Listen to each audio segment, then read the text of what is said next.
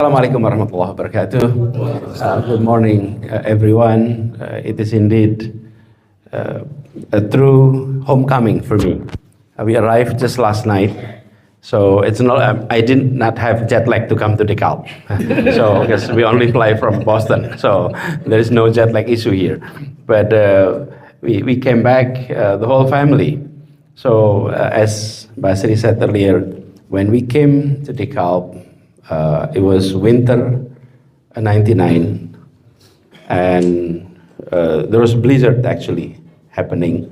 So we had to postpone our trip from Washington at that time to wait until blizzard pass our route, and then we arrived here. So I remember our professor, the late Dwight King, he told me, Anis, you come to DeKalb when we had one of the worst winter. So you are baptized. So I was baptized as a newcomer to DeKalb. But indeed, it's great to be back. I haven't done any touring this morning. So we came to DeKalb past midnight last night. So we were a bit exhausted, and in the morning we just had a small chat and then come here. But it's great to see a lot of old friends here. We'll have our reunion later, because when we meet, when I enter this room, it feels like, wow, very formal conversation here.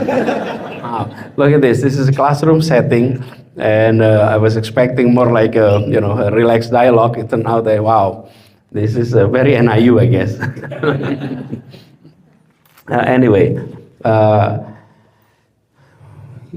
if I may, before we start, if I may get some idea, I asked Busri, who will be in the audience? And I said, I don't know too.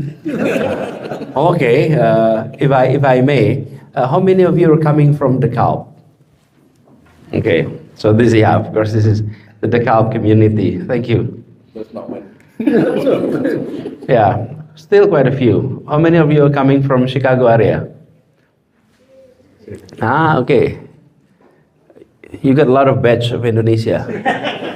Yes.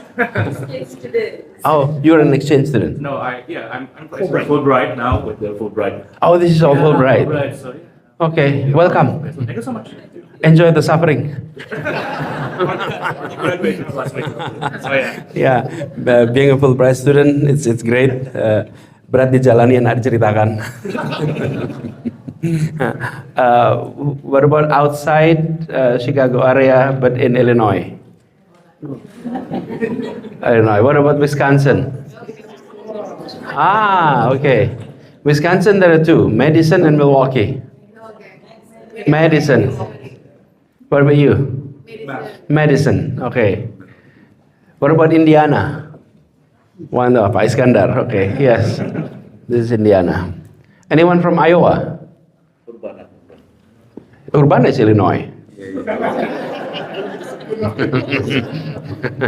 Yeah.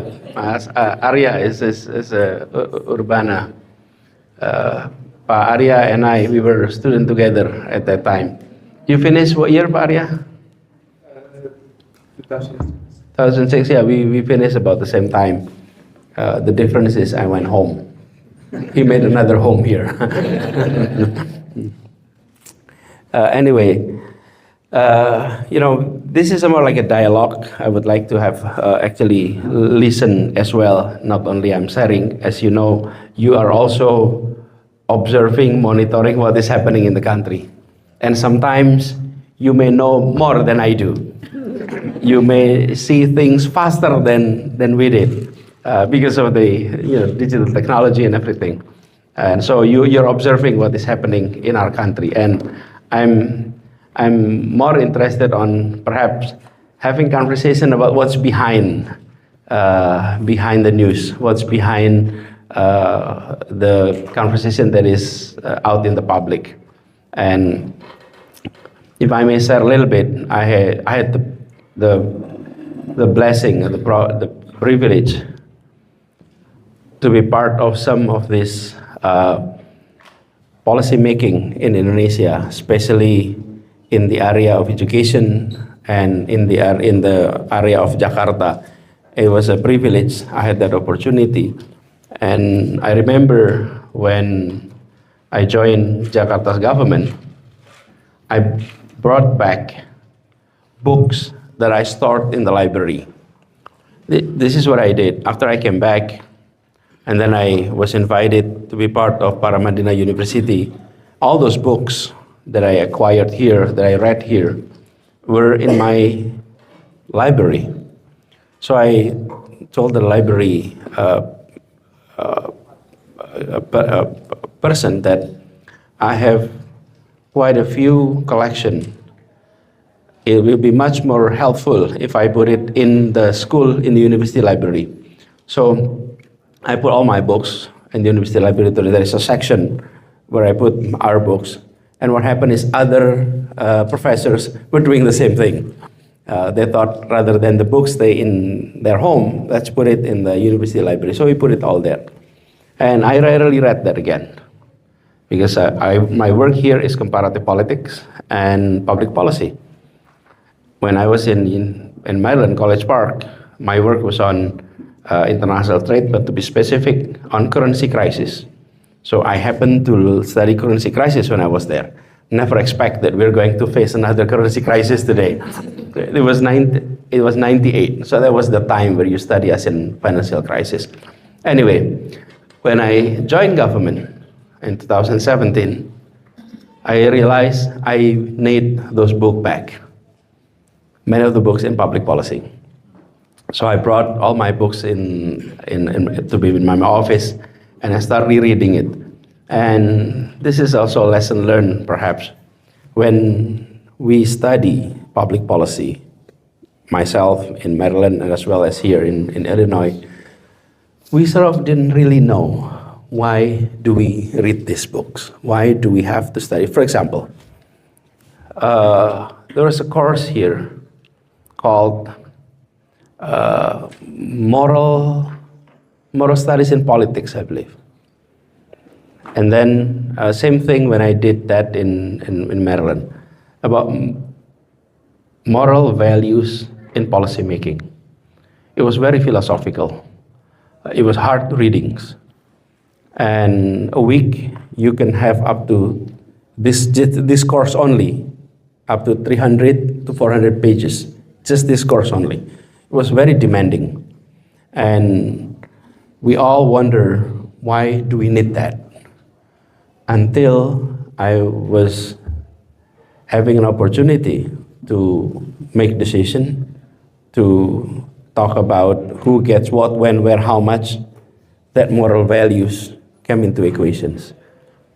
That method that I learned here happened to be instrumental in how we translate ideas into policies and how we form our ideology as a person in authority. When you are in authority, you make decision. And that's the job of a leader. If I were asked, what is the number one job of a leader, then I would say to make decision. And when you make decision, you have to have values. You have to have ideology, because it will guide you to go through various different dilemma. As leaders, you're always facing dilemma. If you are a man of authority, in authority, you're always facing dilemma. And when you face dilemma, and you don't have ideologies or moral values, then you make decision based on cost benefit, based on which give you better return, which give you a more beneficial impact for yourself. But if you have values, then you're talking about what is right and what is not right, what should be done, what should not be done. And there is a limit of what you can do, there's a limit of what you should not be doing. So all of those coursework that I learned here has been very instrumental. Anyway, so going back to Indonesia today is still intact. Masih utuh Indonesia. Don't worry, Indonesia is still utuh. We are intact, but our economic situation, needless to say, is very challenging, extremely challenging, extremely challenging. The deteriorations of rupiah is just a symptoms. You cannot fix a disease by fixing simply the symptoms. You have to actually go much deeper. And this time, the problem is much more structural than it used to be. It is much more complicated than it used to be. For example, when we were facing financial crisis in 97, 98, it was not only Indonesia, other neighboring countries experiencing. Those are mostly due to the fact that our private sectors, mostly banking sectors, were growing so fast with very minimum check and controlled and basically under-regulated. It was very free, in a quote, economy at that time. So when they were able to acquire fund from the international market, they're able to get mostly short-term investment, and they're using that for long-term investment. So there is that gap, and government knows minimum about all of this. So it was the private sector that caused the crisis, not the public sector. The public sector were fine. Actually, our fiscal, we're actually experiencing a surplus at that time, and very prudent, well managed on our fiscal side. But the market, especially in the banking sectors, they are taking so much risky decision. It was all when basically fine until Thailand experiencing crisis, bad crisis, and then investors started to look around and compare other countries, and Indonesia was no different. So it's the private sector, not government. This time, the private sector is doing everything right. The private sector is not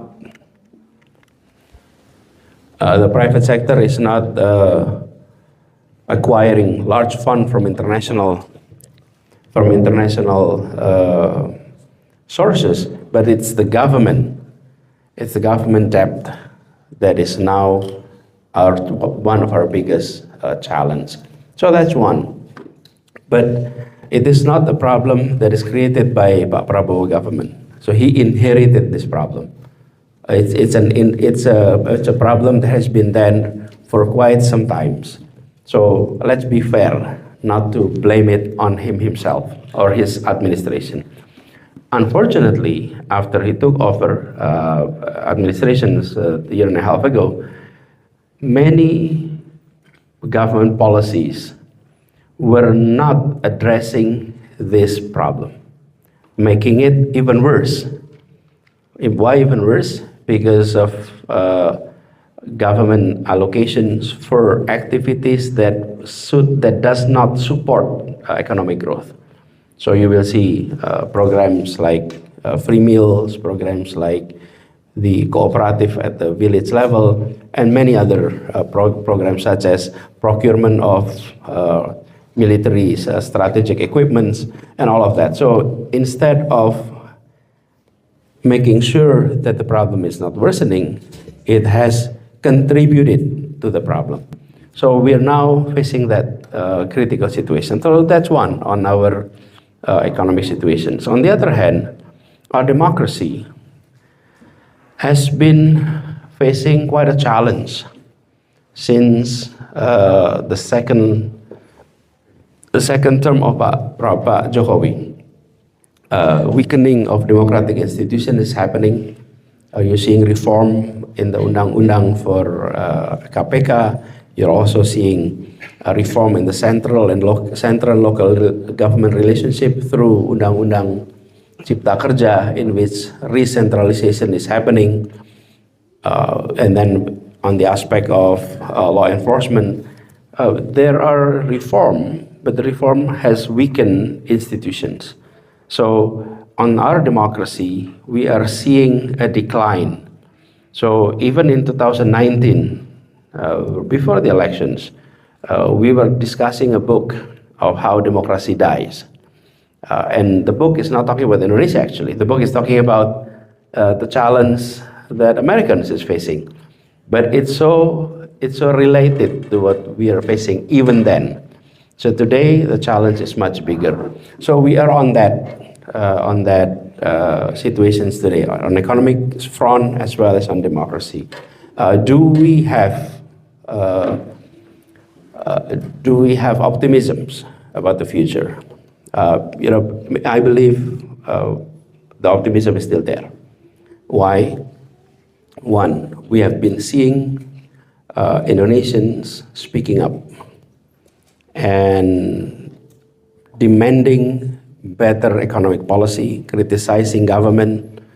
And two, on the democratic front, civil societies were very active in trying to make sure that minimum three things. One, freedom of expression is there. Two, opposition voice is there. Three is the three branches of government is functioning. They're demanding those three things to be present. So as long as those forces were still out there, I think we are still have reasons to be optimistic.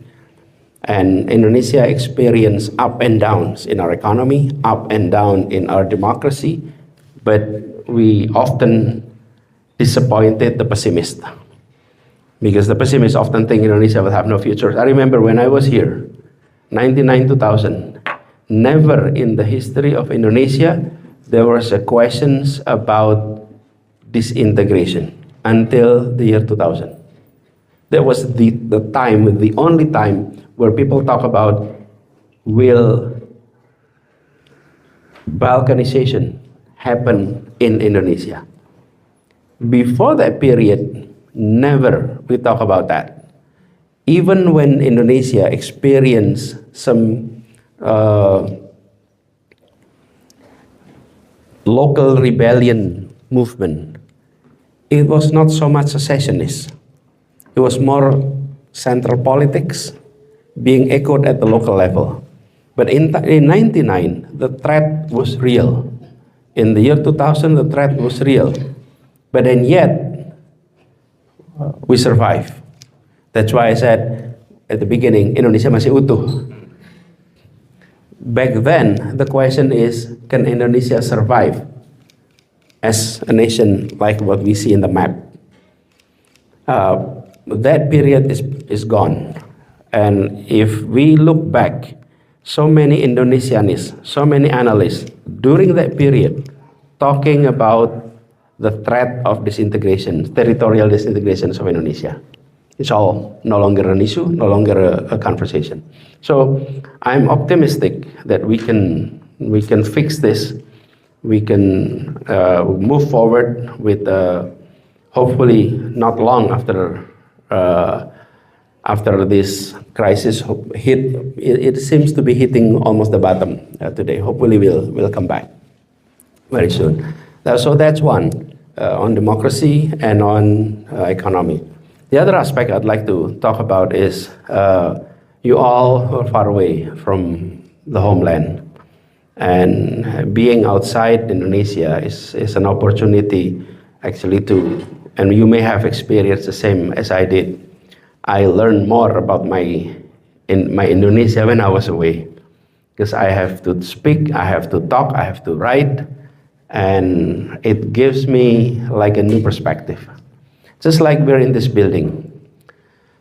As an analogy, if Indonesia is this building, I don't know the shape of this building until I go outside this building. Once I go outside this building, I realize, oh, so this is the shape of that building. When I'm inside, I'm within Indonesia. Everything is just normal. When you go outside, you start comparing. You start seeing it from a different perspective. So if I may encourage all of you during your stay here, during your study is that having engagement with other Indonesian students is good, but engage with international students is better. Engage with American students is better because you have an opportunity that your fellow countrymen out in Indonesia don't have that opportunity. So engage with international community, get involved out there, create a network. And for those of you who decided to continue your career here in the US, I never see this as a nationalistic route. No, you can be out, you can be away from Indonesia, and you can still be meaningful to Indonesia because actually we need more Indonesians outside the country to represent ourselves better. Because when Pak Arya is here working, then anyone engaging with him, always seeing him as an Indonesian. So he represents Indonesia. You all, in whatever institution you're working with, you're representing us. So on that part, do your best. Jaga nama baik.